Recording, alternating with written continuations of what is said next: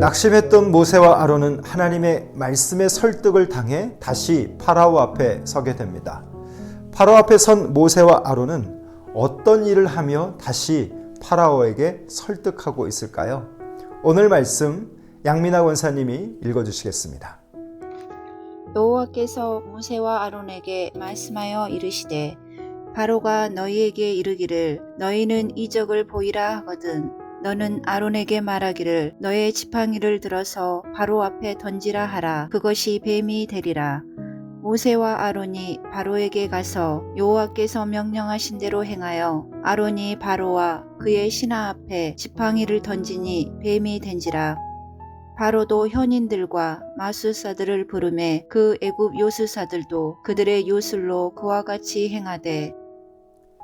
하나님은 오늘 애굽 그리고 파라오를 통해서 하나님의 하나님 되심을 모세와 아론을 통해서 선포하고 계십니다. 오늘 우리의 본문에서 보게 되면 아론의 지팡이가 뱀이 되게 하는 사건의 의미가 나타나고 있습니다. 하나님께서는 모세와 아론을 다시 파라오에게 세우실 때 약속하신 것이 있는데요. 그들에게 순종할 것을, 그리고 그 순종함에 어떤 역사가 벌어질 것을 하나님이 말씀해 주셨습니다. 특별히 지팡이가 뱀이 되게 하는 이 사건의 의미가 무엇인가? 어제 여러분과 함께 말씀을 잠깐 나누었는데요. 당시 그 나일강에 서식하고 있었던 악어는 이집트인들이 숭배하고 있었던 힘의 상징, 힘과 권세를 상징하는 것이 악어였고 그 악어를 이집트인들은 숭배하고 있었습니다. 자, 그런데 이 악어와 또 한 가지 맞물리고 있는 것이 이집트 고대 문명의 그 박물관에 가보면 파라오의 가면에 둘러있는 코브라의 모습이 있습니다. 이 코브라는 또 이집트인들의 숭배의 대상인데요. 파라오와 이집트를 지키는 수호신의 역할이 이 코브라 뱀이었습니다. 하나님의 지팡이가 파라오의 그 술사들의 지팡이를 삼키는 것, 이것은 결국 그들이 섬기고 있었던 신들을 하나님이 정복하시는 사건인데요. 고대 근동 지방에서 그 나라들마다 나라를 다스리고 있는 신이 존재했습니다. A라는 나라와 B라는 나라가 전쟁을 하게 되면 B 나라가 패하게 되었을 때 A라고 하는 나라의 신이 B 나라고 하는 그 신을 정복한 것입니다. 그것으로 오늘 이 출애굽의 이 사건들을 우리가 바라보면 쉽게 이해할 수 있습니다. 모세의 지팡이가 바로의 술사들의 지팡이를 삼켰다는 것은 결국 하나님의 하나님 되심을 나타내는 사건입니다. 이제 그 강팍한 애굽인들에게 하나님의 첫 번째 재앙을 보이십니다. 피의 재앙을 하나님이 하달하셨고 오늘 모세와 아론은 그대로 행하게 됩니다. 자, 그런데 성경을 자세히 보시면 이 안에도 애굽의 우상과 하나님과의 전쟁의 모습이 기록되는데요. 이들이 무기력하게 당하는데 성경이 기록하고 있는 것들이 참 기가 막힌 요소들이 있습니다. 나일강은 그 당시 이집트의 생명줄이었고 지금도 이집트의 생명줄이 맞습니다. 태양신 그리고 소의 신 그리고 이 나일강은 그들의 문화를 존재케 하는 이유였던 것이죠. 생명의 근원이었습니다.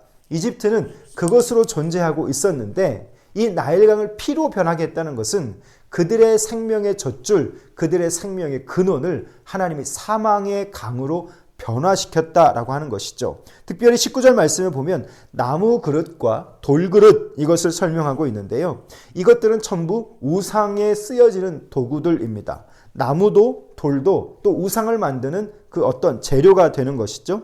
이집트인들은 모든 우상들을 이런 식으로 만들었고 그것들을 숭배하고 있었는데 특별히 이집트 문화 속에서 매일 아침마다 우상들에게 제사를 지내는 일을 하게 됩니다. 그때 무엇을 했냐면 나일강에 물을 부어서 그 우상 앞에 쏟아 놓는 것이죠. 자, 그런데 나일강이 피로 변했다라고 하는 것은 그들이 섬기고 있었던 모든 근원들이 완전히 무기력해져 버리는 상태를 경험하게 했다라고 하는 겁니다. 이집트의 생명수를 무서운 그 피로 변하게 만드는 것, 결국 이것의 의미는 무엇이냐? 애굽의 우상들로 존재하고 있었던 그들의 생활 방식에 하나님이 질서를 깨뜨리시는 겁니다. 하나님의 하나님 되심을 오늘 이 재앙을 통해서 하나님은 나타내고 있는 것입니다. 하나님은 이것을 위해서 모세와 아론을 다시 바로 앞에 서게 하신 것이죠. 그들이 얻을 수 있는 모든 것의 근원을 막아버렸습니다. 그런데 재미있는 것은 술사들도 그 비슷한 행동들을 했습니다. 학자들은 이것이 그들의 속임수였음을 이야기하고 있는데요.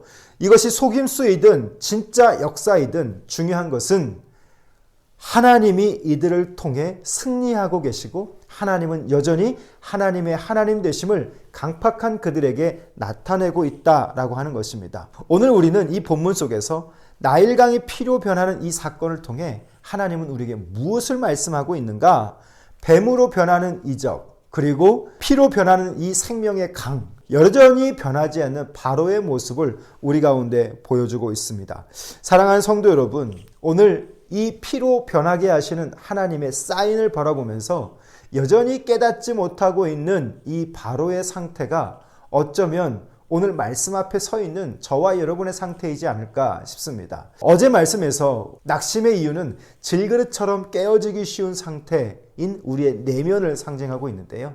우리는 끊임없이 낙심하고 좌절하면서 또 이 세상이 우리의 모든 원천인 것인 양 착각하면서 그렇게 나아가다가 또 세상으로 상처받고 낙심하는 그런 반복을 하게 되죠.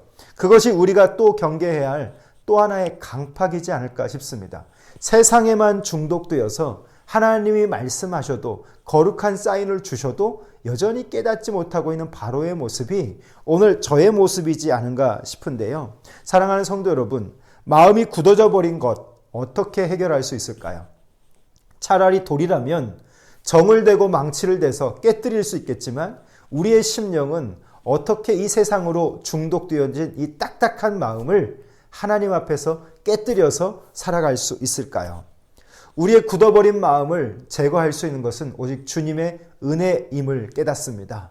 오늘 여러분의 마음이 살같이 부드러운 마음으로 변화되어서 하나님의 말씀에 날마다 기민하게 반응할 수 있는 깨어있음의 상태 될 수 있기를 주님의 이름으로 축복합니다. 성경은요, 강팍한 자, 마음이 굳은 자, 돌처럼 딱딱해져 있는 사람은 거룩한 사인이 보여도 깨닫지 못함을 오늘 본문을 통해서 보여주고 있습니다. 그들의 생명의 근원이 흔들려 버려도 그들의 생명줄이 핏빛으로 변해버려도 이들은 전혀 알지 못하는 이 둔감함, 오늘 우리가 이런 자 되지 않기를 바라고 하나님의 말씀 한 절에도 이런 시가 있잖아요. 잎새 이는 바람에도 괴로워할 수 있는 그런 상태. 하나님의 말씀 한 절에 내 영혼이 떨리고 하나님의 말씀 한 절에 내 영혼이 힘을 얻을 수 있는 그런 상태. 여러분, 오늘 주말인데요. 여러분의 한 주를 하나님 앞에서 잘 정리해 보시고 그 말씀으로 다시 감각을 찾아가는 귀한 주말 될 수 있기를 소원합니다. 기도하겠습니다.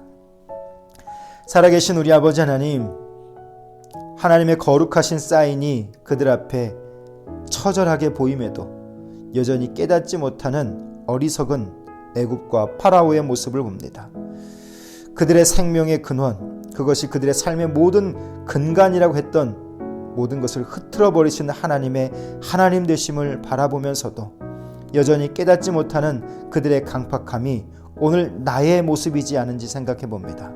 하나님, 내 일상에 또 나의 인생의 생명의 근원은 저 세상이 아니라 하나님이신 줄 믿습니다. 오늘도 나의 생명의 근원과 접붙여지게 하시고 내 삶의 원천에 무엇을 두고 있는지 점검하게 하여 주셔서 소유가 우리 인생의 목적이 되지 않게 하시고 하나님 앞에서 존재가 되는 자 될 수 있기를 원합니다.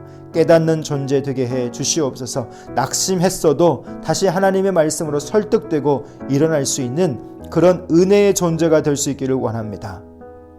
하나님, 오늘 우리에게 이것을 깨닫게 해 주시어서 한 주의 우리의 삶을 돌아보게 하시고 성찰하게 하시며 다시 말씀으로 정돈되는 우리의 내면이 되게 해 주옵소서.